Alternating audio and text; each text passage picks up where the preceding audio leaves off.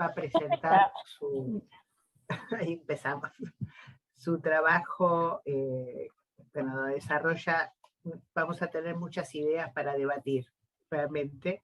El licenciado Yago Franco, psicoanalista y escritor, presidente del Colegio de Psicoanalistas entre 2019 y 2021, secretario científico entre el 2013 y 2015, coeditor de la revista virtual El Psicoanalítico y autor de Magma, Cornelius Castoriadis, Psicoanálisis, Filosofía y Política, de Más allá del malestar en la cultura, Sociedad, Subjetividad y Clínica, de Paradigma Borderline, de la fánesis al ataque de pánico, y recientemente de Transfiguraciones, Psicoanálisis de la pandemia, psicoanálisis en la pandemia, ¿no? Me parece que, bueno, el trabajo de Yago va recogiendo contenidos que ha ido desarrollando en estos libros, por lo que al volver a leer los títulos, ¿no? Bueno, Yago, te doy la palabra.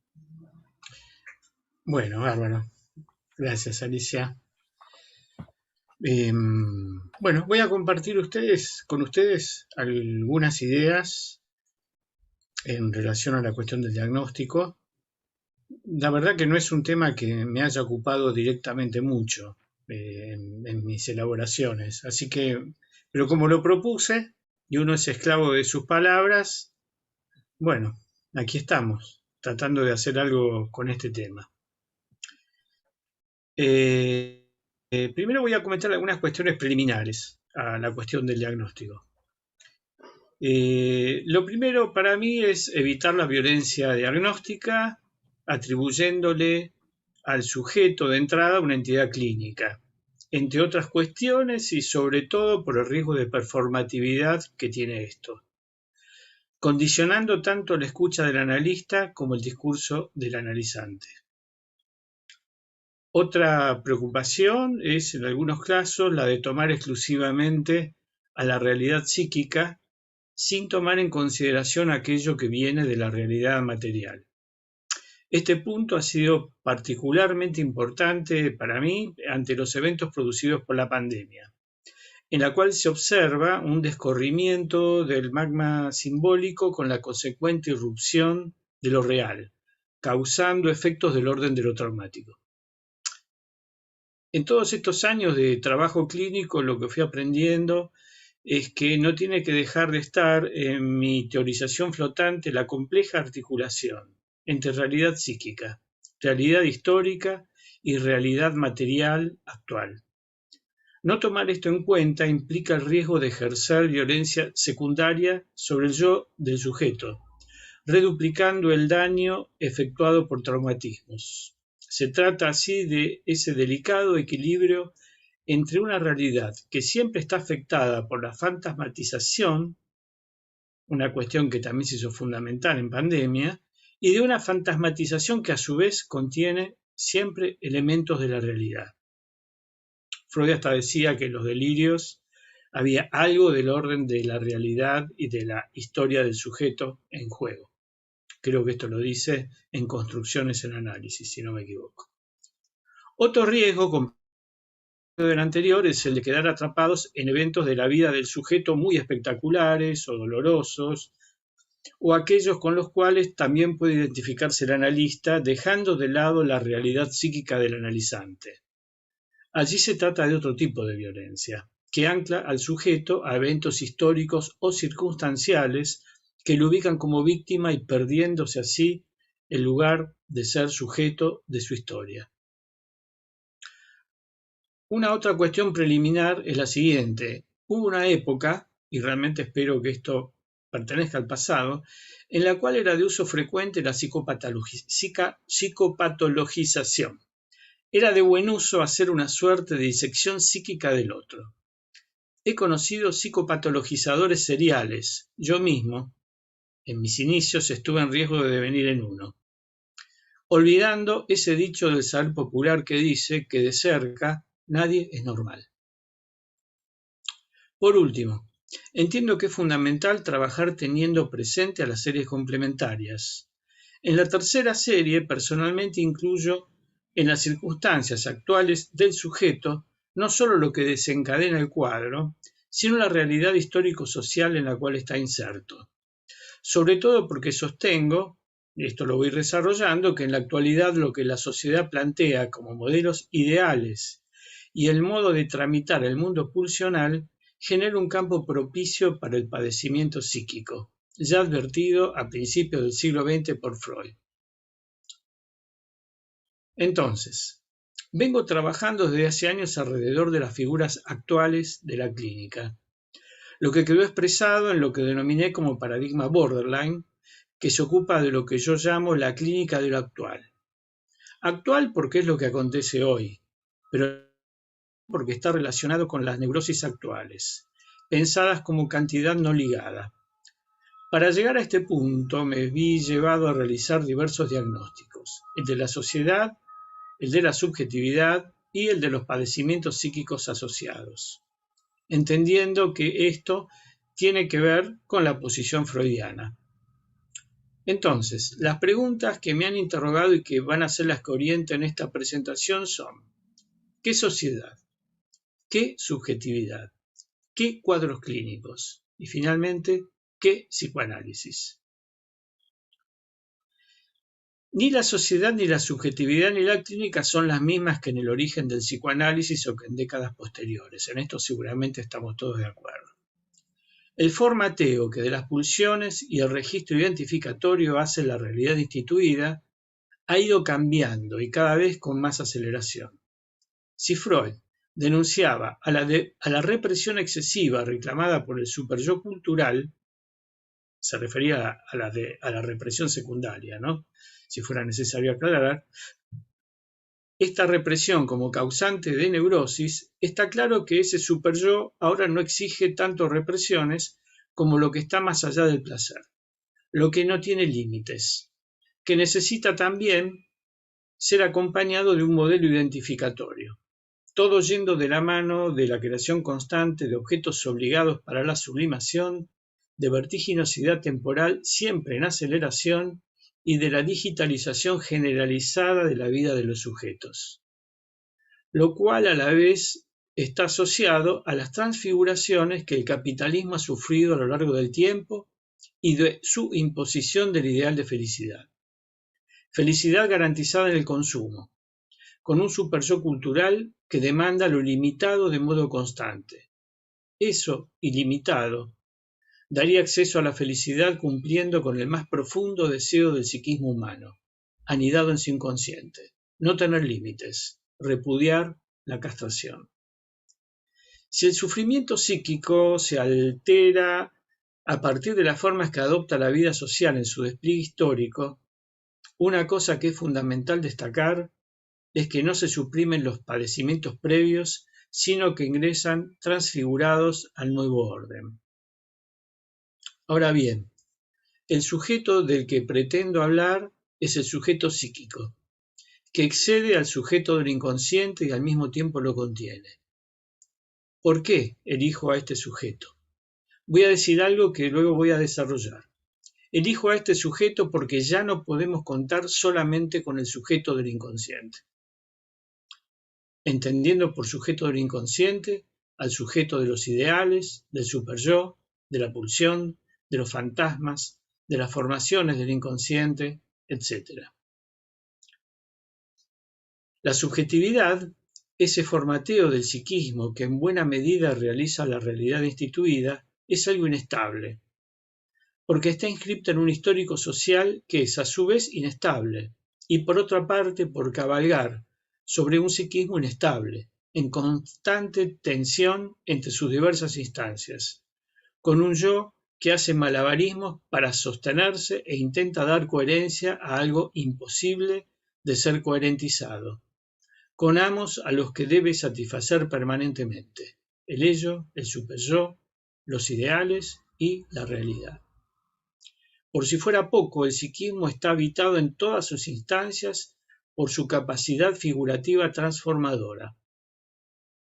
Entonces, esto hace que la subjetividad sea algo en movimiento, pero con marcas suficientes como para poder mostrar marcas identitarias de pertenencia. sujetos que no son ni autómatas, la socialización total del psiquismo es imposible, ni autistas, no es posible un psiquismo sin marcas de lo histórico social. El psicoanálisis fue pensado para una subjetividad que está en proceso de extinción, tal como parece estarlo la sociedad que le dio origen. Fue pensado para un sujeto con un yo firmemente instituido, mientras que hoy se trata de un sujeto siempre en el límite del fading yoico. Y es el yo el que participa en la creación de una subjetividad con capacidad de volver sobre sus productos. Formaciones del inconsciente, asociación libre, y que hoy brillan por su ausencia. Hoy el yo está en serios problemas. La atención, la memoria, el discernimiento, el pensamiento, la prueba de realidad están seriamente afectados y eran fundamentales para el trabajo analítico. Por supuesto que ese yo no dejó de serlo del todo. Sería algo más sencillo si fuera así. Estamos en una época de coexistencia de dos formas de la subjetividad en buena parte de los sujetos. En la época del sujeto del inconsciente, algo que pertenece para Franco Berardi al primer inconsciente, en esa época del sujeto del inconsciente encontramos al sujeto trágico del que habla Elizabeth Rudinesco. Edipo y Hamlet son sus representantes, ambos con un destino trágico causado por el asesinato del padre. Ese sujeto trágico es el sujeto de la modernidad, siendo Shakespeare su inventor, según Harold Bloom. Una subjetividad que nos acompañó hasta las postrimerías del siglo pasado. Pero el capitalismo necesitaba hacer a un lado tradiciones, costumbres, orden de sexuación, una moral, etc., para poder seguir desarrollándose. Y estaba dispuesto a quitarle al padre el poder de la prohibición. Figura represiva y ordenadora, él mismo era un obstáculo y estaba destinado a ir desvaneciéndose en el aire. Tal vez el psicoanálisis haya surgido en ese gesto del padre de Freud humillado, recogiendo su gorra arrojada al barro, o en la escena del reloj que se le rompe a Freud al caérsele en el tren, pero también en el asesinato de Moisés o en el padre de la borda. En Freud hay una posición ambigua en relación al padre, un padre en caída libre. Podría pensarse al psicoanálisis como hijo de la caída del padre patriarca y que al mismo tiempo haya colaborado en su caída. Freud intentaba de modo ambivalente encadenar al sujeto al Edipo, tarea en la que Lacan avanzó en su momento considerablemente. También Freud hablaba de poder ir más allá del padre, pero de un modo nostálgico, relacionado con la culpa, y con una clara asimilación del padre al patriarca y al tirano. El panorama psicoanalítico se transformará con el advenimiento de lo materno de la mano de Melanie. El padre se echa a un lado en su teorización, centrándose en lo preedípico. De a poco, llegando ya a la década del 60 y 70, el narcisismo va a hacer su llegada. El padre tambaleaba. Su metáfora ya no era tan eficaz. La mujer dejaba de ser un continente oscuro, por lo menos no más que el varón, e iba tomando el relevo. Pero aún el modelo freudiano seguía sosteniéndose en un sujeto trágico, sea por la culpa, por el sufrimiento producido de un narcisismo retraído o por los dolores de una expansión narcisista, encubridores ambos de su fragilidad, espejos rotos o caída en el río de la nada. El segundo inconsciente, así lo denomina Berardi, comenzaba a ser transitado. Este lugar predominante de la mano de la transfiguración capitalista a partir de los 80, con el vaciamiento de las fábricas, la financiarización, el avance de la desocupación.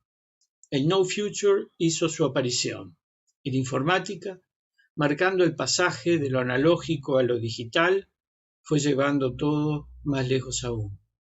Lo digital se anunciaba como una zona de pasaje para la subjetividad, algo que fue dándose de modo insidioso, constante, permeando al ser psíquico. Así fue barriéndose con un padre deshilachado que ya en los 90 abandonará el escenario de la mano de Homero Simpson. Green marca un pasaje hacia las fallas en las fronteras y advierte sobre la subjetividad de época. Los pacientes ya no son los mismos. Una falla en la madre desencadena los cuadros borderline, no necesariamente una psicosis, apuesta a un nuevo cuadro clínico. Es el primer paso, entiendo, hacia lo borderline como nuevo paradigma. El narcisismo va dejando paso a una desorganización psíquica de la mano de lo que llamo la crisis de la interdicción, hasta llegar a nuestros días, profundizándose y produciendo un nuevo paradigma clínico. Si el padre era supuestamente el encargado de la transmisión de la ley, la misma quedó en manos del mercado y la agitación permanente que realiza el registro pulsional en pos del consumo ilimitado, de la mano de ideales imposibles, ideales desafiantes de la castración. Todo esto que señalo es relevante, entiendo yo, ya que la clínica, los diagnósticos, habían estado siempre en relación al lugar del padre y de la diferencia sexual anatómica ligada al mismo y a la amenaza de castración que éste pronunciaba a viva voz, produciendo en ese enunciado una diferencia que fue significada en menos. Había alguien que no tenía lo que el padre tenía y debía conformarse con seguir bajo su poder. Neurosis, psicosis, perversión eran los destinos de la no resolución del llamado complejo paterno. Una resolución que nunca estuvo claro cuál era, ni para varones ni para mujeres. Rudinesco va a sostener que el sujeto trágico fue dando paso a lo que ella llama el individuo depresivo o el sujeto depresivo. Para ella, la depresión trata de un extraño síndrome, donde se mezclan tristeza y apatía, búsqueda de identidad de sí mismo. El hombre depresivo ya no cree en la validez de ninguna terapia. No obstante, dice ella, antes de rechazar todos los tratamientos, busca desesperadamente vencer el vacío de su deseo. Remarco esto, el vacío de su deseo.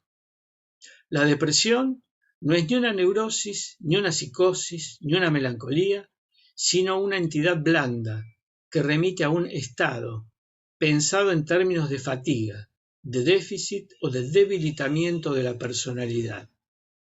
Sigue diciendo Rudinesco, la concepción freudiana de un sujeto del inconsciente, consciente de su libertad, pero atormentado por el sexo, la muerte y lo prohibido, se sustituyó por la concepción más psicológica de un individuo depresivo, que huye de su inconsciente y que está preocupado por suprimir en él la esencia de cualquier conflicto. Escrito en el año 2000, pienso que lo rudinesco define como depresión es en realidad afánisis, entendida esta como pérdida de deseo o temor a la pérdida de deseo. No future, sin tristeza, sin ruido, una especie de apagamiento del sujeto, y puede hacerse presente en cualquier cuadro clínico. Afánisis es uno de los rostros de lo borderline, junto con las adicciones, la predominancia del pasaje al acto, las anorexias, las bulimias, la hipocondría, el ataque de pánico, los trastornos psicosomáticos. Todos poniendo en primer plano a la pulsión liberada, desligada, de muerte. Lo borderline no es el cuadro del mismo nombre. Puede habitar cualquier entidad clínica. Hace muchos años decía en el colegio, todos somos borderline, debido a la forma en la cual estamos viviendo. El sujeto fue transfigurándose de ciudadano a consumidor, consumido en su deseo por una pretendida satisfacción sin límites del mismo, que lo agota, lo desfonda y crea una suerte de estado ontológico de frustración y desesperación silenciosas. Cada paradigma clínico no vino estrictamente hablando en lugar del otro, sino que se impuso como forma clínica dominante sin desplazar del todo a los previos, una coexistencia que incrementó la complejidad en la clínica. Vuelvo sobre algo previo. El psicoanálisis fue hecho a la medida de un sujeto del inconsciente. A su encuentro iba el analista a partir de las formaciones de compromiso del analizante.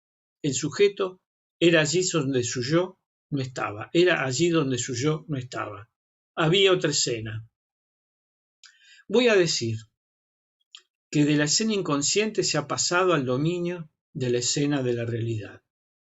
Un exceso de realidad que llegó a su paroxismo con la pandemia, produciendo un lento y prolongado efecto traumático, que provoca fallas en la tópica, en el yo, en sus funciones que hacen a la relación con la realidad instituida, con la historización, con la simbolización.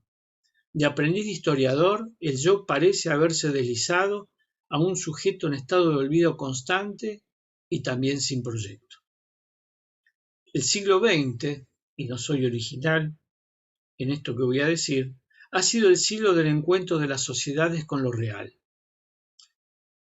Aquello que hace su aparición cuando caen los paradigmas simbólicos instituidos. Las grandes guerras, el riesgo atómico, el holocausto, el gulag, el terrorismo de Estado, ahora una pandemia, la devastación del medio ambiente y las catástrofes naturales que implica, son ejemplos de aquello con lo que tuvo que verse la humanidad a lo largo del siglo XX y lo que llevamos del XXI. Cada confrontación con lo real, es decir, con el vacío de sentido, que deja al sujeto frente a la desnudez del mundo, cada confrontación con lo real es traumática. También es generadora de un trabajo de creación de sentido. Por eso he sostenido que lo real es desierto y selva. Entiendo lo real como el caos, el abismo, el sin fondo. A la serie de eventos de lo real agrego la forma actual de la vida capitalista causante de un estado traumático permanente. Vuelvo así a los planteos de Freud, sobre todo en la moral sexual cultural y la nerviosidad moderna, al señalar los efectos de un modo de ser la sociedad en la salud psíquica. Para Freud había una relación directa, un camino poco recorrido posteriormente en el psicoanálisis, muchas veces dejado de lado por las internacionales del mismo o tomado como notas al margen de una página a la cual debía darse vuelta rápidamente. Deleuze y Guattari van a hablar de capitalismo y esquizofrenia en su antiedipo. Para Freud era, y fuerzo apenas su enunciado, capitalismo y neurosis. Hoy, entiendo, sería capitalismo y lo borderline. De resultas de todo esto, nos hemos ido alejando de la subjetividad para la cual el psicoanálisis funcionaba. Estamos en problemas. Recordemos la advertencia de Lacan que puede leerse en su escrito de 1953, Función y campo de la palabra. Mejor, pues, que renuncie quien no puede unir a su horizonte la subjetividad de la época. Lo que yo no estoy seguro, no estoy en condiciones de decir si él llevó a cabo su consigna, pero es útil. En la época del hombre digitalizado, de la crisis terminal del patriarcado, de crisis de significaciones capitalistas, en la época del exceso de realidad y de confrontación permanente con lo real, nos encontramos con que la pulsión desencadenada borra al sujeto, ya que es pura descarga sin mediaciones, vuelta contra sí mismo o apagamiento, afánisis, sin sublimación o con una sublimación de muy bajo nivel, estando en la base una afectación de la figurabilidad psíquica. Ya me referí en su momento a la destrucción del lenguaje y del afecto y la afectación del yo en sus funciones de simbolización, habiendo además hecho su aparición la crisis de la interdicción, todo lo que empuja a la liberación pulsional y a un estado traumático permanente. En relación a lo cual, observo en la clínica el pasaje de la predominancia de la angustia señal, como ocurría en la época de Freud, a la angustia automática relativa al desamparo ocasionado por el fading del yo frente a lo traumático. Y también el pasaje de los síntomas, el padecimiento se ha deslizado hacia los trastornos. Si el síntoma era algo dirigido a un otro, el trastorno está dirigido a nadie. La pregunta es, si el modelo freudo-lacaniano consistía en levantar represiones, favoreciendo con el dispositivo que el analizante diera paz a su ser sujeto del inconsciente, un sujeto trágico, un sujeto que debía venir a ocupar el lugar que siempre fue suyo, decía Lacan, ¿qué hacer con un sujeto como el que estamos describiendo? Hay algunos analistas que sostienen la idea de la desaparición del inconsciente a manos de la liberación del mundo pulsional como efecto del neoliberalismo. Alemán habla del crimen perfecto suprimiendo al inconsciente, liberado al mismo en una suerte de cielo abierto generado por la compulsión al goce. El inconsciente, barrida la represión, dejaría de tener sentido, de ocupar un lugar en la tópica, podríamos decir que directamente no habría tópica.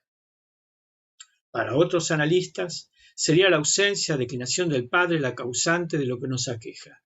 Recalcati, por ejemplo, quien clama por el regreso del padre para poner a la ley en su lugar. Algunos lacanianos venían solicitando lo mismo. Es más, si hacemos memoria, Lacan en su momento pretendió pactar con la Iglesia.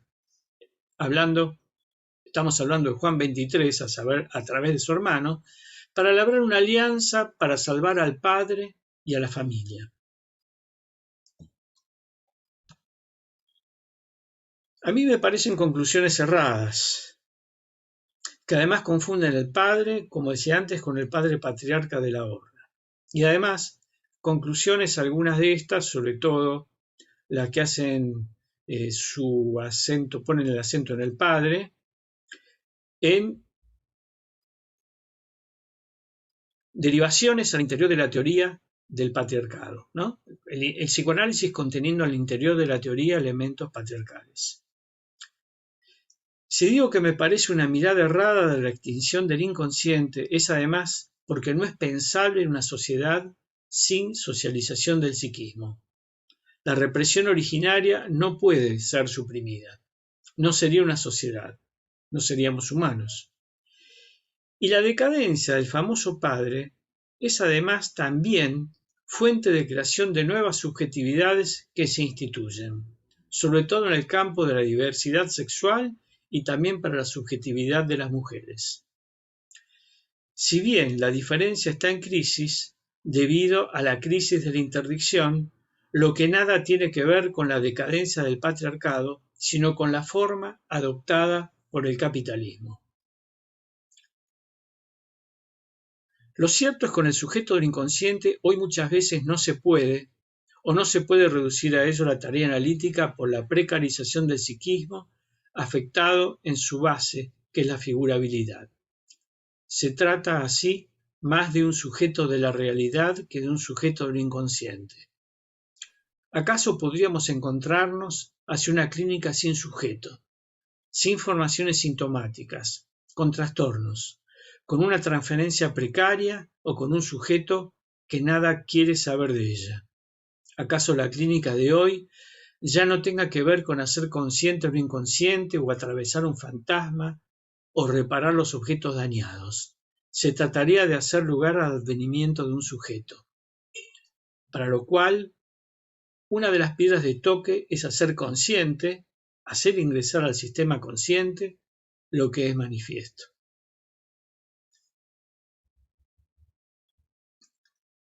A partir de la pandemia, se hizo presente un exceso de realidad aún mayor. ante el cual ha sido y es fundamental no psicopatologizar respuestas ante la irrupción y presencia de la misma. Como dije al inicio de estas palabras, el diagnóstico debiera tener en cuenta que ignorar el daño que produce la realidad es reduplicarlo. Así, las fobias y obsesiones, lo borderline que puede aparecer en ellas, presentándose tanto como ataque de pánico, afánisis y hipocondría, que fue incrementada por la pandemia, lo mismo que lo psicosomático y el consumo problemático, todo ello tiene que ser trabajado a la luz de lo que la realidad desencadena, con evidente presencia de angustia de desamparo ante la vacilación del sentido y por lo tanto del otro. En varios casos, incluyendo algunos que ya estaban en análisis, me encontré con que se desencadenaron efectos clínicos que nunca habían estado presentes previamente, como por ejemplo un cuadro de rituales y actos obsesivos muy angustiantes, que no habían hecho su aparición en años de análisis, o de un importante cuadro de hipocondría que fue toda una novedad para ese sujeto y sorprendente para mí. Así como, y esto es más reciente, pude ver la reactualización del complejo materno ante la guerra en Europa. He tratado y pensado estos eventos clínicos como aquellos señalados por Freud en Análisis terminable e interminable, cuando trata la propuesta de apresurar, abreviar los tratamientos analíticos, y hago extensión de lo que él dice a lo que puede producir un exceso de realidad. Personalmente lo pienso como la posibilidad de que eventos vitales o sociales, y aquí tomo la metáfora de Freud, despierten a los perros que dormían o hagan cobrar vida a dragones que nunca habían dado señales de existencia. Por otra parte, ese pánico no es muchas veces una respuesta proporcional a una realidad aterrorizante, o la afánisis como agotamiento de un mundo insoportable ante el cual la retirada del deseo es su consecuencia. Pienso que hay que andar con cuidado para no psicopatologizar respuestas adecuadas o desligarlas de una realidad que la genera, tal como con la tristeza en medio de un duelo, que no es melancolía. He visto que en estos casos, luego de ligar la respuesta al evento producido en la realidad, el trabajo sobre la realidad psíquica consiguió elaborar la angustia de desamparo y su expresión en los trastornos mencionados. De esta manera, la clínica en la pandemia se transformó en una clínica de los efectos traumáticos de la misma, pero alojándole siempre en cada caso en la realidad psíquica, alojando la angustia sin nombre ligada al desamparo con el trabajo elaborativo de enhebrarla a sentidos previos y a la historia del sujeto. Junto con esto, he tratado de diagnosticar los recursos simbólicos con los que cuenta cada sujeto, algunos utilizados en situaciones traumáticas previas. Por otra parte, vengo sosteniendo la relevancia que para mí ha tomado el diagnóstico de los destinos del placer, algo que excede a la pandemia. El placer fusional, el amistoso o de encuentros amorosos, el grupal, institucional, el colectivo y el más abstracto, el que contiene al mundo todo, ese que está habitualmente en silencio, un lugar de apoyo del funcionamiento psíquico cuya presencia se nota solamente cuando falla. También he ido circunscribiendo un espacio cero del placer. El placer ligado a un pensamiento liberado, a una imaginación que se libera para crear figuras de lo pensable, puesto en juego en muchos sujetos en creaciones diversas que hemos ido recorriendo en cada caso.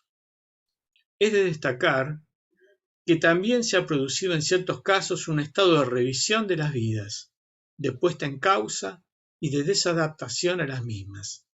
La pandemia y los confinamientos han sido oportunidad para algunos sujetos de relanzar su proyecto identificatorio.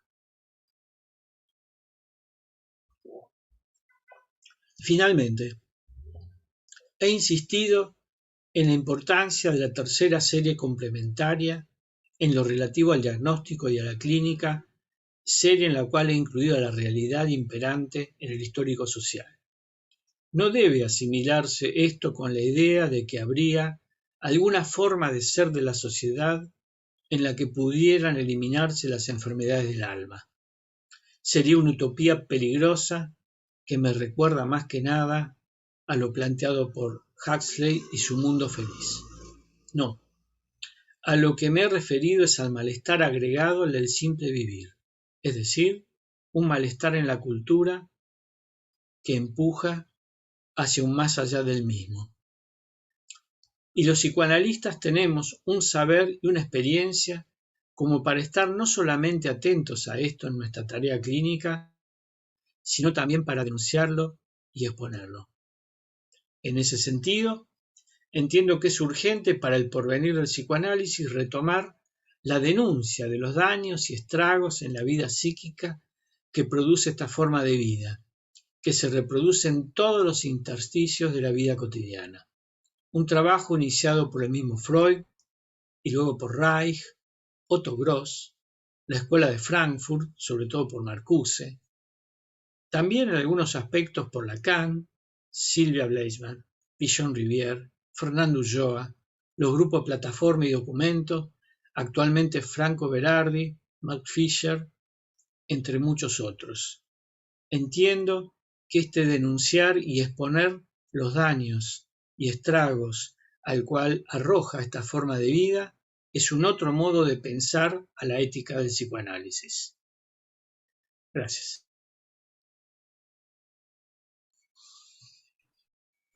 Muchas gracias, Yago. Bueno, abrimos a comentarios, intervenciones, preguntas. Levante la mano que quiera comenzar. Has desarrollado, creo que mucho, has hecho un planteo muy claro de cuáles son tus preocupaciones y cuáles son las, digamos, las definiciones conceptuales que tomás para pensar esas situaciones, ¿no? Así que abrimos al intercambio. Me voy a aprovechar mi lugar de coordinadora para empezar yo, sin levantar la mano, ¿no? Cuando uno propone una diferenciación conceptual, siempre es porque piensa que aporta más claridad para pensar, modelizar alguna situación, ¿no? Entonces, a mí me quedé pensando al escucharte y al ir leyéndote, la diferencia que haces entre sujeto psíquico y sujeto del inconsciente, ¿no? Me da la impresión de que cuando seguís en el texto, que estás haciendo una equiparación entre sujeto del inconsciente, sujeto trágico, sujeto de la neurosis, sujeto neurótico, digamos, Perdón, ¿no? sujeto, no Sujeto entendí. trágico y sujeto que funciona a un nivel neurótico, porque me dio esa impresión, porque si no me preguntaba, ¿por qué sería necesario diferenciar a un sujeto del inconsciente del sujeto psíquico? Porque también uno podría pensar que la modelización que vos mismo proponés cuando decís que entendés por sujeto del inconsciente, el sujeto de los ideales, del super yo, de la pulsión, de los fantasmas, de las formaciones del inconsciente,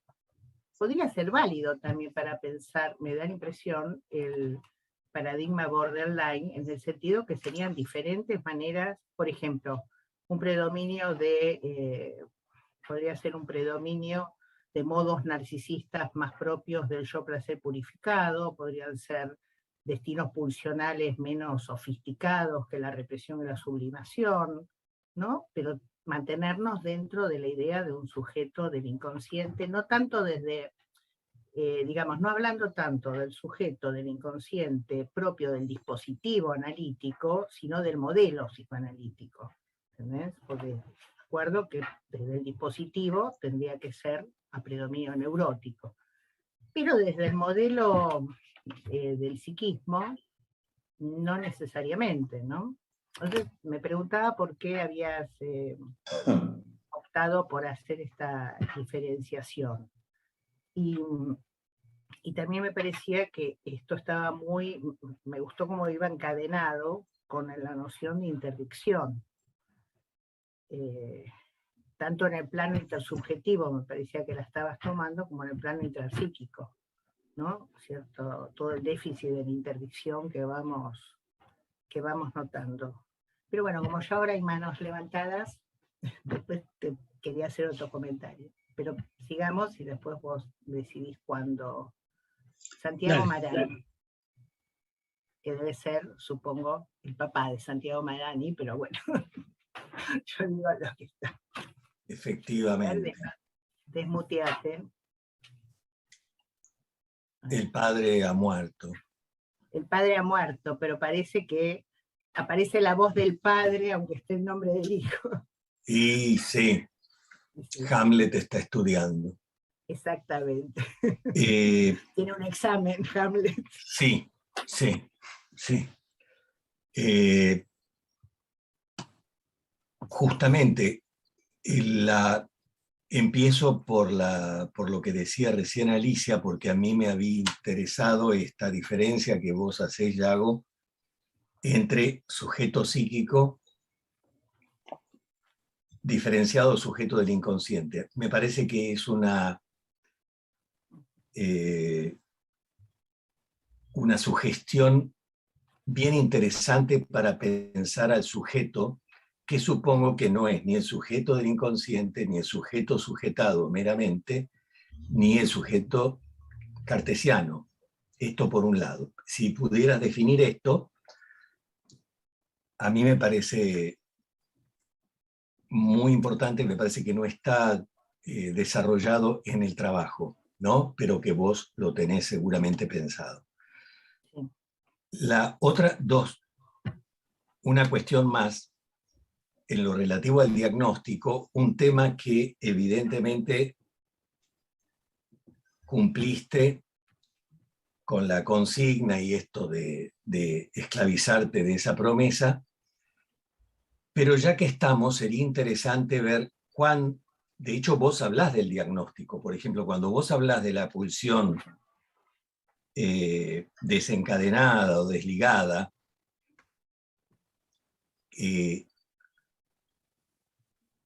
tema interesante en estos días que está tomado por el Centro Guatemala y las exposiciones de Oscar que todavía no escuché, que justamente, si no recuerdo mal, la pulsión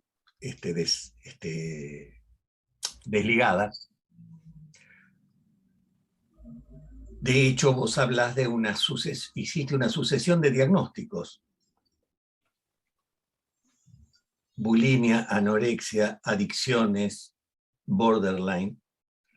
Entonces, me parece que el comienzo del trabajo, vos lo que querés decir, corregime o agrega algo, si estoy errado, que te referís al diagnóstico en la medida en que es la versión más aplanadora y rígida, categorial, excluyente de el diagnóstico, porque después retomás el diagnóstico abriéndolo en la tópica hacia la realidad, cuando hablabas del Freud del porvenir, ¿no? Del porvenir de la... No era del porvenir de la terapia psicoanalítica, sino... ¿El malestar en la cultura? No, del futuro... ¿Cuál es el texto? La moral sexual cultural. La moral sexual cultural. La moral, no, porque me quedó de otra lectura lo del porvenir de la moral, no importa. De la moral sexual cultural, ¿no? Y después las alusiones a Marcuse, etcétera, que son también bien interesantes. Pero, ya que estábamos, la pregunta iba dirigida a cuándo y para qué te parece que sí es necesario el diagnóstico. Desmarcándote de este diagnóstico o reificante, como diría Marcuse en las traducciones al castellano, ¿no? Que encoge al sujeto. Ahí verdaderamente el terapeuta se convierte en un shrink, ¿no? Como dicen los yanquis. Encoge al hombre multidimensional y lo reduce al hombre unidimensional, diría también Marcuse, ¿no? La otra cuestión es que me parecía también sugestiva la cuestión esta de la prohibición versus lo que me parece que es un poco temprano para hablar de qué nuevo sujeto estamos hoy hablando, cuando es real que es sujeto neurótico, la neurosis como paradigma evidentemente han caducado. Estamos ante la emergencia de algo nuevo que tiene distintas caras, distintas formas de presentación, distintas manifestaciones. Pero en relación a esto, no está instalada la cuestión de la interdicción. Esto lo ven mucho en la clínica cotidiana también, corríjanme si no es así, los terapeutas de niños y adolescentes. Bueno, los de adolescentes lo vemos, pero en las dinámicas familiares. Lo que hay es una especie de promesa de tú puedes, que está ligada a lo peor de la versión lacaniana del superyo como instigador del goce consumista. Por lo tanto, comprimida o reducida al mínimo la interdicción, lo que ocurre es el enfrentamiento del sujeto con la cruel, con la dura realidad, una vez que le han prometido tú puedes, y ahora el imperativo sé libre. Y ya que estábamos hablando de la pandemia, en la pandemia esto se vio con palmaria claridad. Frente a esto que vos llamabas el exceso de lo real, ¿en qué se manifestaron la vanguardia de este sujeto horrible, epocal? En la quema de los barbijos, en la rebelión contra las restricciones impuestas por el Estado, por el gobierno, por las medidas de precaución y el desafío, con la natural consecuencia de la muerte de varios de ellos. Pagaron con su vida este enfrentamiento de la realidad y atreverse al supuesto reino de la libertad, ¿no? Bueno, estas eran tengo un montón de cosas como para charlar, pero será, me parece, en otro momento. No quiero quitar tiempo al resto de los compañeros. Bueno, para que no se sigan Yago, sumando porque son cuestiones. Sí. Primero, la diferencia entre sujeto psíquico y sujeto del inconsciente, ¿no? Primero, porque yo le doy un lugar de relevancia al yo, ¿sí? Al yo función, al Y. Entonces, si yo solo hablara del sujeto del inconsciente, estoy dejando eso afuera y entiendo que el sujeto psíquico también contiene al yo. Y al sujeto del inconsciente también, es como un sujeto más complejo, es una concepción del sujeto más compleja, si se quiere. Por otro lado, esto tiene que ver con cuestiones clínicas. El sujeto del inconsciente hoy no está tan presente en la clínica. Metaforice un poco con esto, ¿sí? Porque los sueños, si existen, generalmente no son tan asociados ni analizados como antes, o la asociación libre no se produce con la riqueza con la cual se producía, o nos encontramos con un fenómeno que es muy interesante. Muchos sujetos que llegan y nos cuentan, además como por ahí tenemos una sesión semanal, con lo que hicieron durante la semana, ¿no? Y nos hacen un recorrido de lo ocurrido durante la semana. Si bien podemos tener una escucha en atención flotante, eso no es estrictamente hablando de una asociación libre. Pero yo lo pienso más bien como la necesidad de recomposición del sujeto ante una realidad que realmente lo complica y mucho. Entonces, puedo hablar de sujeto del inconsciente. El sujeto del inconsciente es casi un sujeto a ser advenir ahora en la clínica. No sé si soy claro en esto que digo, ¿no? Es decir, hay para mí un problema en el yo instalado en este momento. No es lo que pasaba hace décadas, ¿sí? Esto por un lado.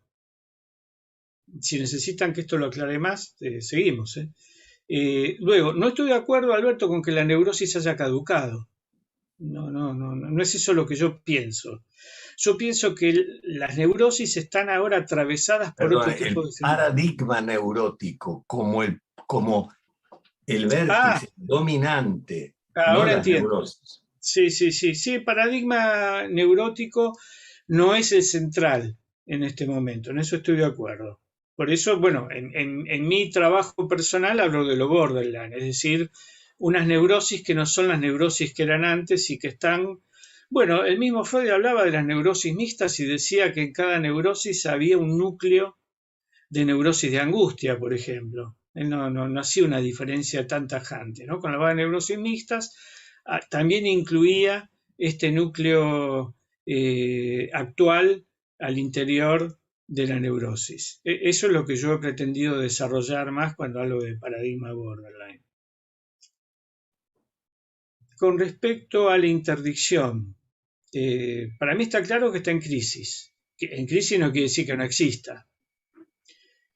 Y parte de la crisis que tiene está en esto que vos decís, Alberto, estoy plenamente de acuerdo, con este super yo que ordena el goce y lleva a todo el mundo a una frustración, a un estado de frustración constante.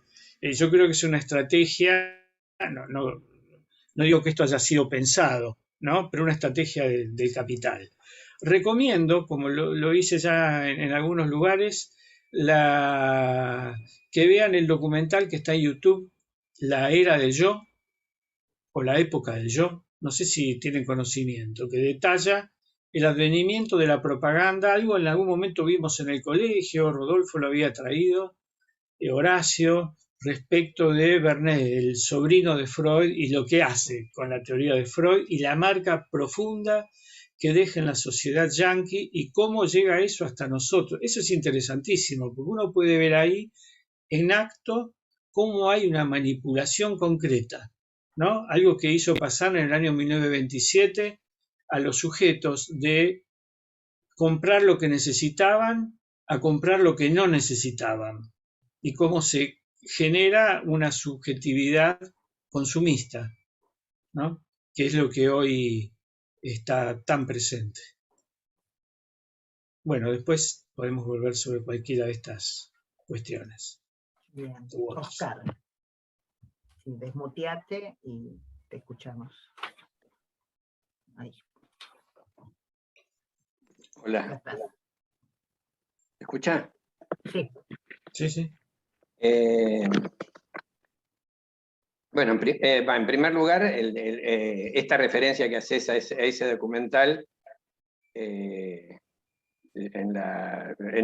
aquel trabajo sobre creencias y la construcción de las creencias que está en la biblioteca del colegio, trabajé específicamente esa cuestión, porque hace a problemas que hoy por hoy constituyen la opinión pública social y la subjetividad social en sus dos caras, que son diferentes. Ahora, a mí, te voy a ver, la cantidad de temas que hay presentes es vastísimo. Yo hay dos que porque el tema del diagnóstico, en primer lugar, hay un punto que a mí me interesa en esa dimensión del diagnóstico, que me pregunto si a veces no olvidamos la dimensión del cuerpo. En términos de nuestra preocupación sobre las dimensiones sociales de la construcción de lo psíquico y la dimensión de salir de los paradigmas biologizantes, corremos el riesgo de perder de vista una cierta forma de resistencia particular, que es la atribución al análisis de una función omnipotente de resolución de los problemas del cuerpo. Pacientes que se analizan con la expectativa de que así no se van a enfermar. Esto yo lo he comprobado muchas veces, una suerte de fantasía de el análisis como un método preventivo frente a los males de la salud física.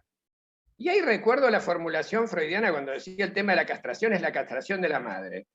Del mismo modo que a veces la realidad hay que tomarla en términos de castración de la madre, lo digo, en el mundo pasan estas cosas, también en el cuerpo pasan ciertas cosas. En algún momento,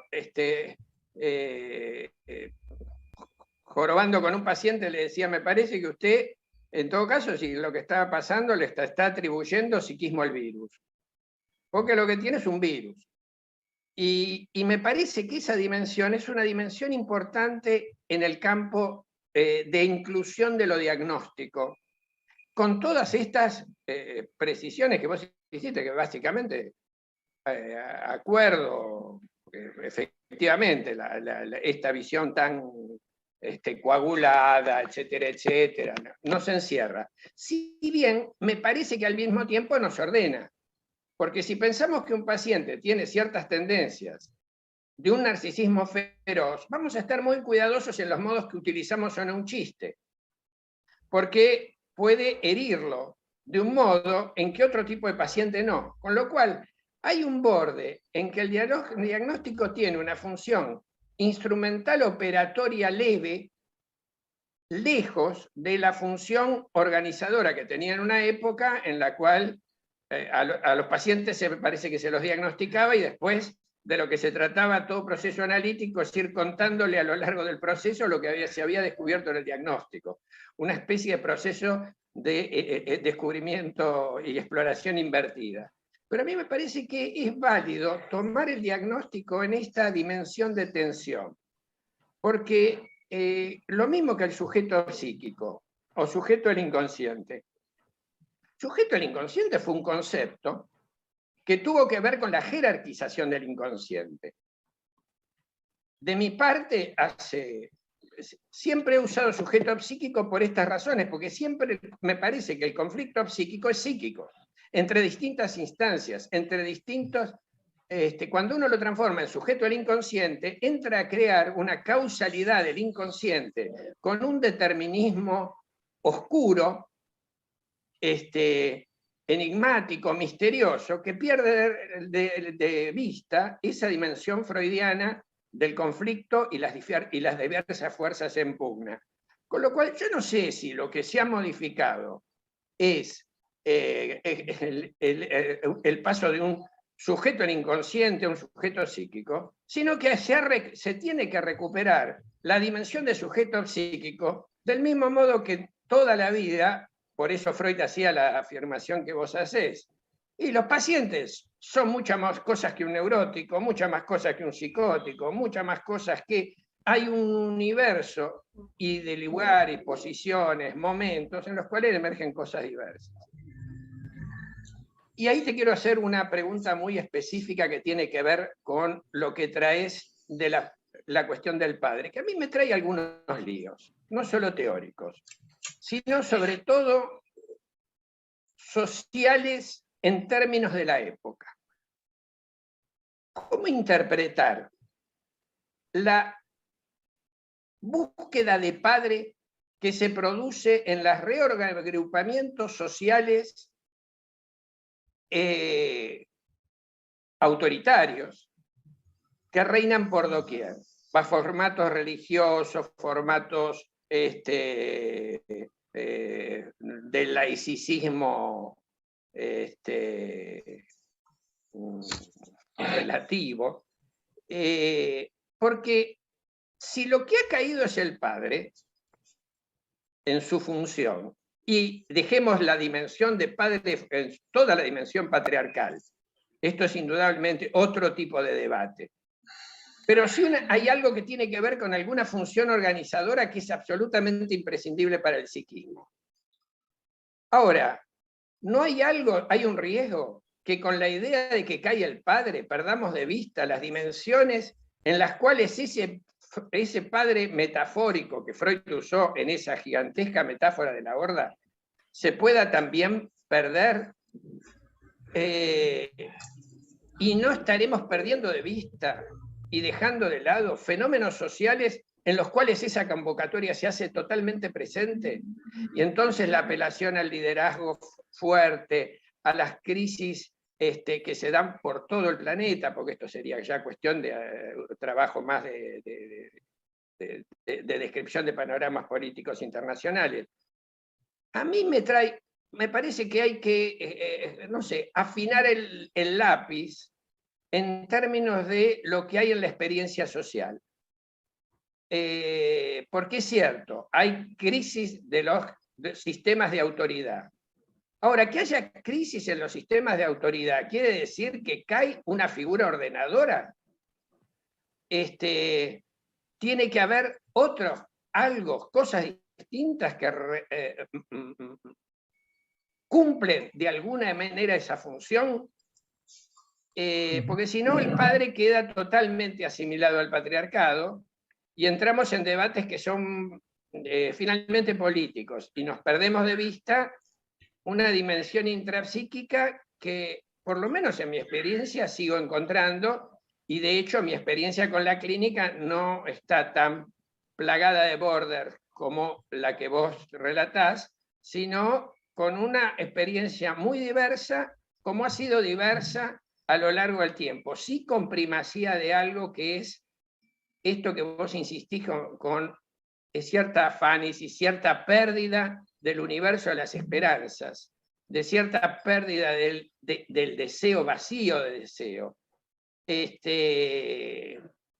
que sí es comprobable, pero que además podría tener cierta articulación social específica en tanto la caída del ideal del yo que durante años forjó la sociedad capitalista, sobre todo en su periodo de ascenso de posguerra.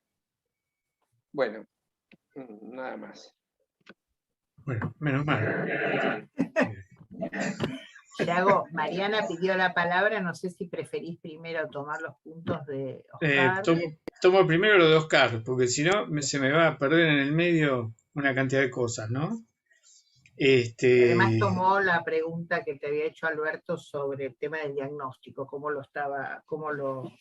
y para qué es necesario el diagnóstico, ¿no? Así que yo la verdad que pensaba que el trabajo explicaba cómo diagnostico yo.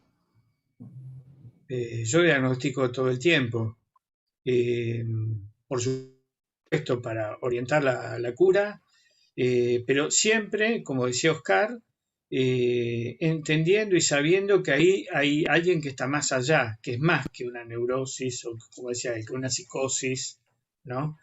Y que eso lo debo tener en cuenta. Por eso siempre también diagnostico los recursos con los que viene quien consulta, ¿no? A ver, Oscar, vos hablabas del cuerpo, ¿no? Es cierto que hay modos de pensar el psicoanálisis como especie de vacuna contra la muerte, te diría, contra la enfermedad y la muerte, ¿no?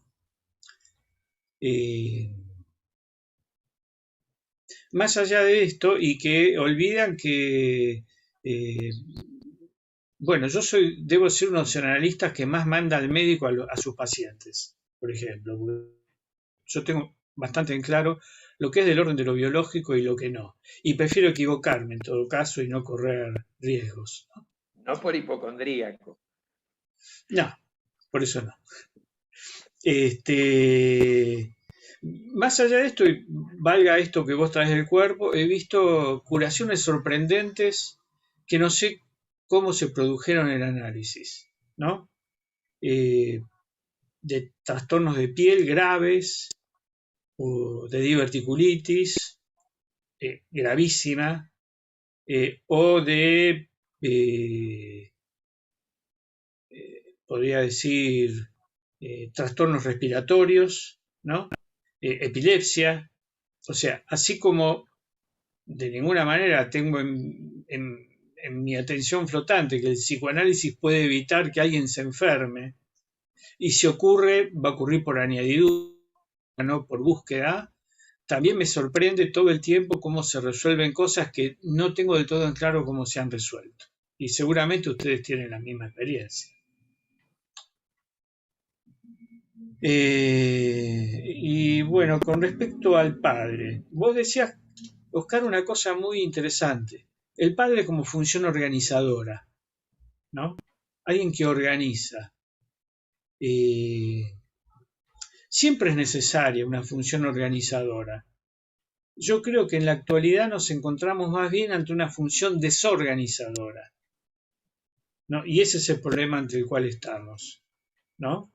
Es que no tiene que ver con el padre. Por eso en el trabajo digo que acá el problema no es el padre o que el padre no esté, sino que el poder, el orden, quedó en manos de una instancia que está más allá hasta del orden familiar, por el lugar que ha tomado el otro del gran otro, ¿no? Que además ahora circula a través de las redes, a través de los medios masivos de comunicación, y que tiene una clara función desorganizadora, porque los ideales, el ideal de felicidad constante, lo que traía Alberto, ¿no? Tú puedes, etcétera, etcétera, son desorganizadores. Están en un lugar opuesto a la castración necesaria, la puesta de límites necesaria para el mundo pulsional y para la omnipotencia del psiquismo. Yo creo que el problema está ahí, ¿sí? No, el problema no está en la crisis del patriarcado, que el padre ya no sea como era antes. El problema no es ese. El problema es que predomina una otra figura. Al contrario, la resolución en vías todavía de terminar de realizarse, ¿no? Del padre como padre patriarca, del patriarcado y su crisis, como digo, ha permitido el afloramiento a la luz del día de subjetividades que antes no tenían posibilitadas de estar a la luz del día, y se ve claramente en la figura de la subjetividad femenina, ¿no? Bueno, esto, a todo no puedo responder, obviamente. Creo que sigue Mariana. Sí. Sí, Yago me preguntaba, es una cuestión breve, pero en función de justamente del planteo que haces vos respecto del rescate del concepto de series complementarias, ¿cuánto del concepto mismo puede mantenerse en función de tu planteo, ¿no? En un ordenamiento donde hablabas de la tercera serie.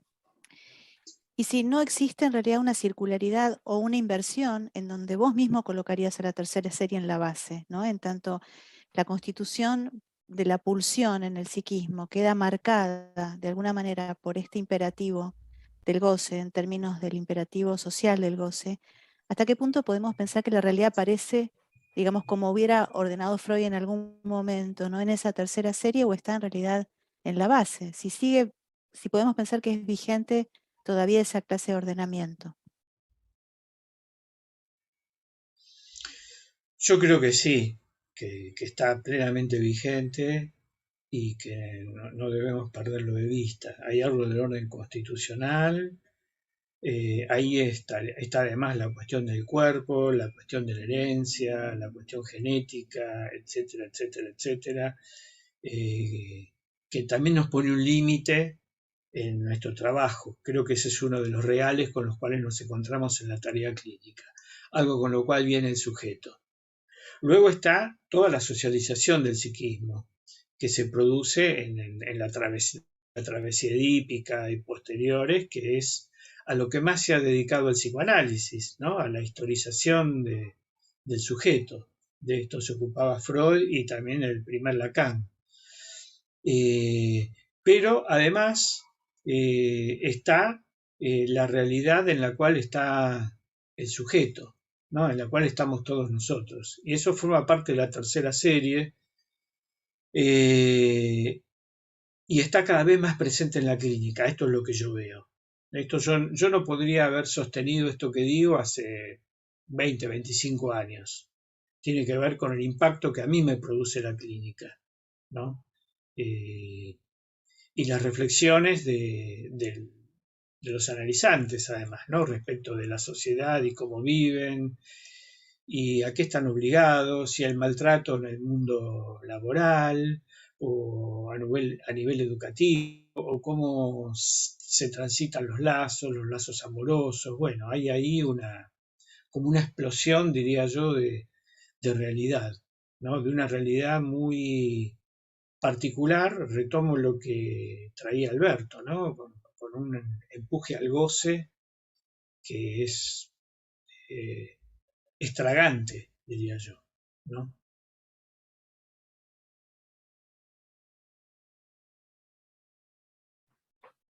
Bueno.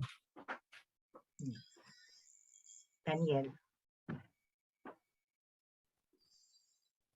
Desmuteate, Dani. Decía buenas noches, Yago. Ante todo, bueno, me gustó tu trabajo porque nos deja pensando y creo que hay que seguir leyéndolo hoy. Ahí interpela la clínica nuestra de todos los días. Y bueno, hay un paradigma que vos mostrás que uno también reconoce y lo encuentra en la propia clínica. Cuando Alberto habló de la neurosis como paradigma caducó, a mí también me llamó la atención, pero bueno, creo que él aclaró que ponía el acento en el paradigma y no la caducación de la neurosis. Pero la charla siguió avanzando y apareció como un debilitamiento en la clínica del sujeto del inconsciente, ¿no? Pues sueños que ya no aparecen con la frecuencia de antaño, continuidad en las sesiones, ¿sí? Que no aparecen como antaño. Entonces, quizá también cambió la modalidad de presentación de los pacientes. Y todo esto para mí termina en una pregunta, que si querés, si cambia también la intervención del analista, ¿no? Vos como analista, si estábamos formados para intervenir ante la clínica de la neurosis, bueno, vos trabajás mucho con pacientes borderline, ¿no? Hablas del paradigma, tu libro habla del paradigma borderline. Si cambia la intervención tuya como analista, pongo el acento en esto, ¿no? En la intervención.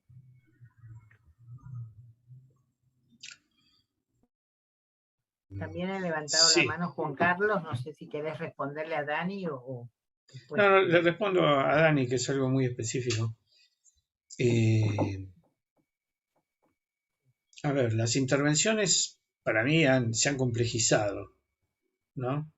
Porque puedo estar trabajando en el análisis de un sueño, puedo yo traer un sueño de alguna otra sesión, puedo yo traer elementos que el paciente no está trayendo, o sea, hay yo diría, un trabajo mucho más intenso de parte mía, ¿no? Y además, bueno, esto de tener que evitar pasajes al acto forma parte para mí de lo cotidiano. Y yo de eso antes mucho no me ocupaba, la verdad. Ahora es casi normal. Lo mismo que la aparición de la angustia automática en sesión, ¿no? Que obliga también a un trabajo muy cuidadoso, ¿no? De ir bordeando, a ver qué pasó, qué desencadenó. A mí, por ejemplo, me viene de modo muy insistente el tener que averiguar el desencadenante. Antes era un tema más que nada de la psicosis, ahora es un tema de la clínica cotidiana, ¿no?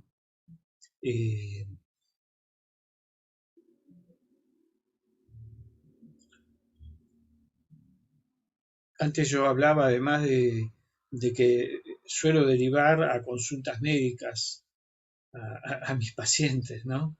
Cosas que yo antes no hacía, ¿no? Pero todas estas intervenciones tienen que ver con que el yo con el cual vienen los analizantes, buena parte de ellos, no todos, por supuesto, no es el mismo que antes, por decirlo muy groseramente, ¿no? Por lo tanto, a mí me ubica en un lugar distinto también. Lo mismo que la cuestión de la transferencia, ¿no? Que no aparece como aparecía en su momento, si bien yo la tengo presente todo el tiempo, pero a veces me cuesta mucho entender de qué transferencia se trata. No es algo tan claro ni nítido, ¿no?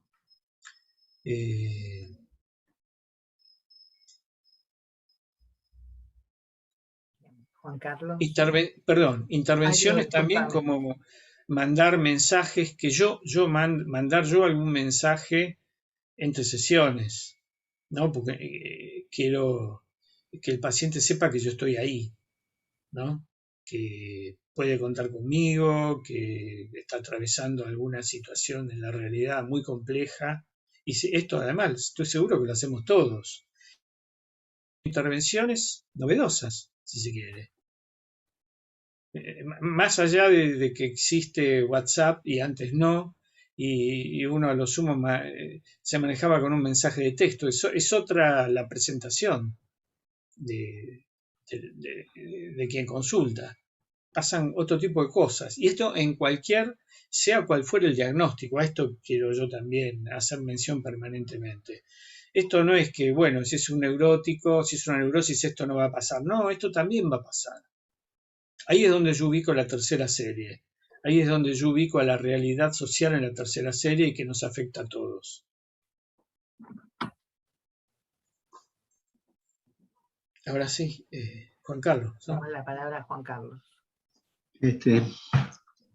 Bueno, yo voy a hacer un comentario que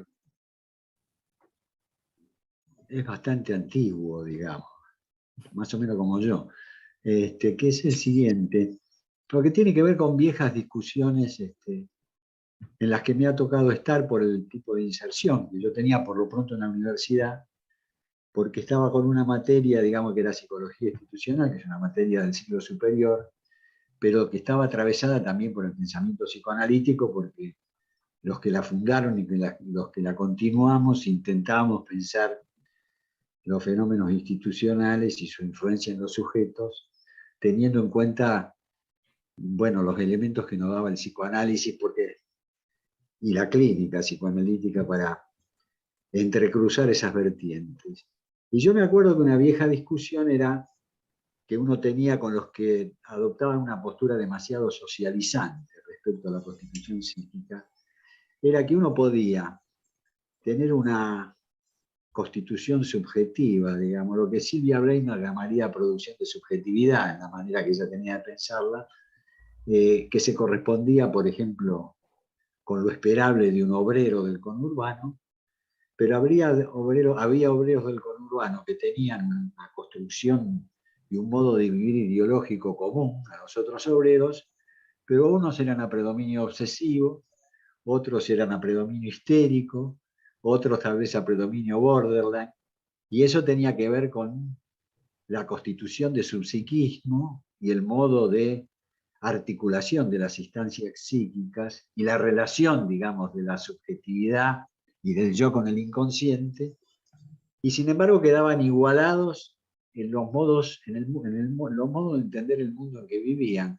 A mí me cuento esto porque me da la impresión, y tal vez sea efectivamente así, primero por el modo que entiendo un aspecto de lo que planteaste, y probablemente entonces esto obliga a pensar de otra manera esta cuestión que yo planteé de este modo medio anticuado, que es, yo entendí que vos estás planteando que merced a las formas histórico-sociales que ha adquirido de manera global la sociedad contemporánea y el predominio, digamos, en ese histórico-social de la virtualidad, de las redes sociales y todo lo que aparece, digamos, del orden de lo ideológico, político, y por lo tanto productor de subjetividad en el sentido que lo planteaba Silvia Weisman, canalizado por esas vías, pareciera ser que unifica, digamos, también las patologías, digamos, ¿no? O al menos sus formas de manifestación. Con lo cual habría que alterar este antiguo modo de pensar. No sé si se entiende la idea. Sí, sí.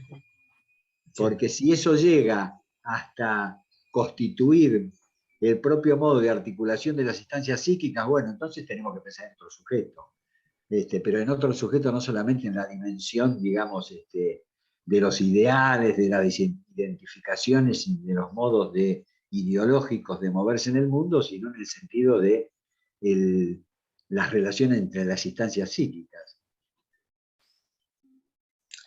Sí, no es para nada lo que yo quiero transmitir, ¿no? En ese sentido, adhiero a la idea de diferenciar claramente psiquismo y subjetividad. Por eso en el trabajo digo, la subjetividad es un recubrimiento, un formateo que hace al común de la sociedad. Pero dentro de ese común hay clases distintas, hay patologías distintas, ¿sí? Es decir, no es que... Por eso yo digo, no hay socialización sin resto, porque el psiquismo siempre opone una resistencia, ¿no? a su socialización, ¿no? En ese sentido hay que seguir manteniendo esa diferencia. Lamento si se entendió lo contrario. No estoy... es cierto que hay modos de ser de la sociedad que pretenden una unificación absoluta, ¿sí? El totalitarismo, entre otras cosas, tiene esa mira, y esto lo puso claramente George Orwell en 1984, ¿no? Como una especie de formateo del psiquismo igual para todos, ¿no? Llegar hasta el fondo del psiquismo, ¿no? Y no es posible eso, ¿no? Por suerte, ¿no? Por lo menos hasta ahora.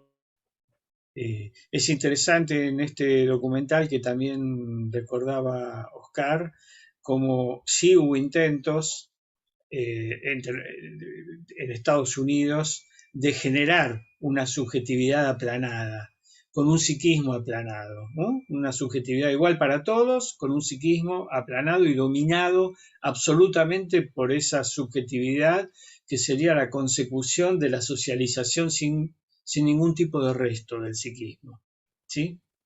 Eso no, en Estados Unidos no logró ser posible. Existió el famoso lavado de cerebro que tenía entre sus metas ver si se podía hacer esto a gran escala.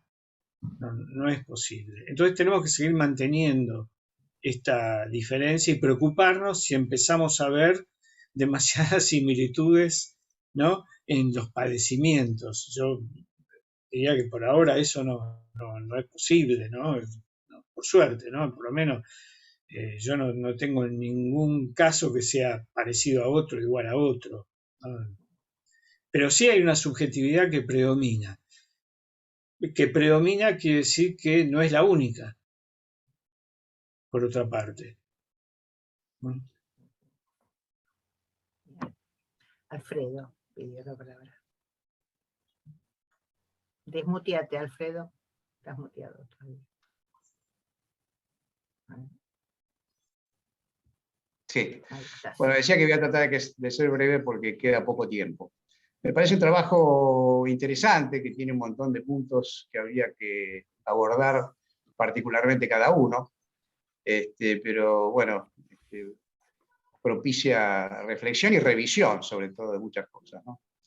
Hay un tema que me parece que está presente en tu planteo, que a mí me interesaría resaltar un poco, que es el papel de la subjetividad del analista, ¿no?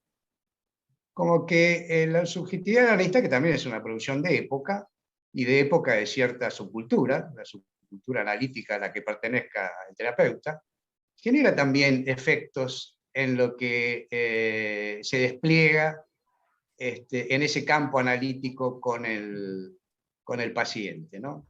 Y en esto hay un concepto que es de los distintos niveles de la vida psíquica que están presentes en el paciente y que de acuerdo a la subjetividad del analista puede predominar uno u otro. Entonces, me parece que la mirada del analista propicia determinados despliegues privilegiándolos a otros, ¿no? Y en esto hay ejemplos paradigmáticos, bueno, que han sido muy significativos. Por ejemplo, hay un trabajo de Gantrip sobre mi análisis congüínico, donde habla de un análisis previo y después un análisis congüínico, que han sido dos análisis totalmente distintos, donde lo que se despliega son niveles de la vida psíquica totalmente diferentes, ¿no? En uno un nivel más neurótico, en otro un nivel más narcisista, más regresivo. Y por otro lado, el famoso trabajo de Kohut, de los dos análisis del señor Z, donde el señor Z se analiza en un momento en que Kohut pensaba ciertas cosas y tenía una determinada concepción teórica, y termina ese análisis. Y después vuelve de unos cuantos años, en el segundo análisis del señor Z, donde Kohut había hecho todo un desarrollo teórico diferente, y el señor Z despliega cosas diferentes, ¿no? Que coinciden con la mirada de ese analista. Entonces, me parece que este también es un factor a destacar, ¿no? Cómo esto, por ejemplo, la unificación de lo que los pacientes manifiestan, ¿no? Tiene mucho que ver con lo que el analista puede ver o no ver, ¿no? Incluso yo creo que todo este despliegue que hay en los pacientes sobre procesos más en relación a diferencias, a deficiencias constitutivas y a trastornos en el yo, no sé si no han existido antes también, ¿no? Lo que pasa es que tenemos ahora el instrumental teórico como para verlo, y que antes no se tenía ese instrumental teórico, entonces ahora lo podemos ver, lo podemos analizar, entonces el paciente lo puede también desplegar a partir de eso, ¿no? Sin ir en contra de lo que vos planteás en cuanto a ciertos desarrollos subjetivos de la época. Pero me parece que es muy significativo el papel de la subjetividad del analista en esto. Y no solamente en relación a la época, sino a la determinada concepción que el analista tiene en ese momento del psiquismo en general, y de lo que se produce. Hay varias cosas que tienen que ver con esto, ¿no? Una de ellas es, por ejemplo, lo eficiente que son los analistas nobles con pacientes graves, por ejemplo, ¿no? Y esto tiene que ver con la subjetividad analista, porque esto yo lo he visto mucho en el hospital, digamos, ¿no? Como con residentes aparecen despliegues impresionantes en algunos pacientes y procesos muy interesantes, y tiene que ver con que para estos terapeutas son sus primeros pacientes, su primer paciente, entonces están muy pendientes de lo que el paciente produce, están subjetivamente muy vulnerables también a lo que el paciente puede ir como evolucionando, y esto en el paciente genera un efecto muy importante, ¿no? Que por ahí en un terapeuta más establecido y con mayor seguridad, no lo genera. Y tiene que ver con la diferencia en la subjetividad que pone en juego el analista en uno y otro caso. Bueno, esto. Sí, Alfredo, estoy totalmente de acuerdo. No, yo siempre pienso en lo performativo, ¿no? De la subjetividad del analista, ¿no? Que a veces escapa, ¿no? Y es imposible que no lo haga. Cada uno tiene su estilo, a lo sumo uno puede estar atento a partir de haber atravesado su análisis de ciertas características que bueno. Lo que pasa es que esto es una de las cosas más difíciles de ver para el analista, ¿no? Claro, sí. Sí, además a veces se superpone con la transferencia recíproca del analista sobre el analizante, ¿no? Que no es lo mismo que la contratransferencia, ¿no? Me parece bueno diferenciar eso. Bueno, pero... Y por otro lado es cierto lo que vos decís, hay muchas cosas, bueno, el narcisismo se sabe desde Freud, digamos, ¿no?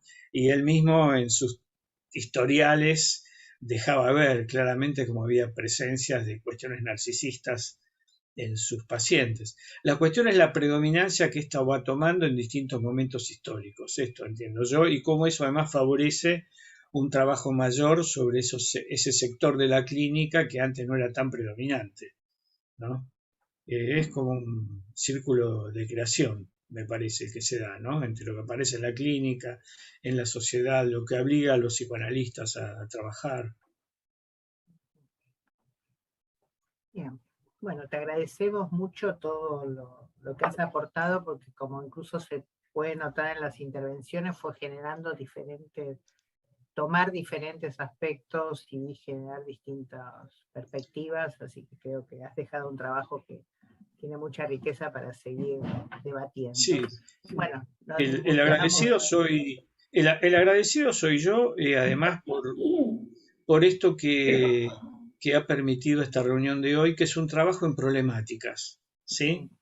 No saludar alegremente el trabajo que presenta uno de nosotros, sino ponerlo a trabajar, problematizarlo, cuestionarlo, que me parece que es lo más interesante que tenemos, ¿no? Sí. Y que es lo que debiéramos sostener todo el tiempo, ¿no? Eso, Creo que muchísimas fue muy gracias. notorio. Bueno, muchas gracias. Nos desmuteamos para el aplauso. Gracias, gracias. Gracias, Yago. Gracias a ustedes. Gracias. Gracias. Chau, chau. Gracias, muchas gracias. Gracias. Chao. Gracias.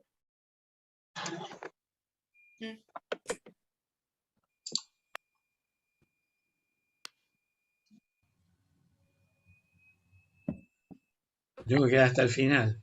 Es obligatorio. Como cuando se despide la visita, ¿no? Claro, No te puedes ir a dormir antes que te vaya la visita. Cuestión. hay que esperar. Exacto.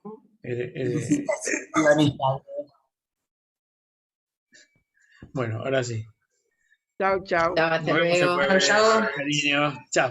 Chao, chao. Nos vemos. Chao, chao. Bueno, Chao, Melanie. María, chao cielo, chao a los que quedan. Chao, Hasta el María. jueves. Chao. Nos vemos. Chao, querida.